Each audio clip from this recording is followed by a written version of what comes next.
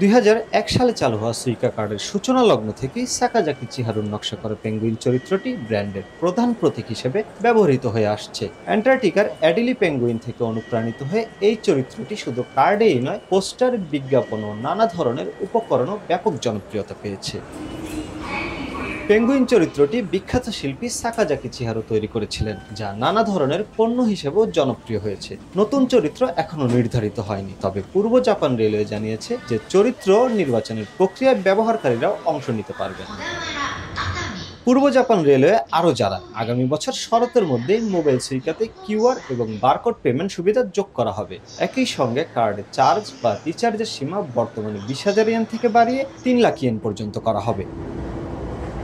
বর্তমানে জাপান জুড়ে 11 কোটিরও বেশি সুইকা কার্ড ইস্যু করা হয়েছে। ট্রেন, বাস বা দোকানে সহজে স্পর্শ করলেই পরিশোধ পদ্ধতিতে অর্থ প্রদান করা যায় এই কার্ডের মাধ্যমে। যদিও কার্ড থেকে পেঙ্গুইন বিদায় অনেকের মনে নস্টালজিয়া জাগাচ্ছে, পূর্ব জাপান রেলওয়ে বলছে এটা বিদায় নয়, বরং সুইকার নতুন যুগের সূচনা। জাপানের টোকিও থেকে মোহাম্মদ শাকিল মাহমুদ, সময় সংবাদ, জাপান।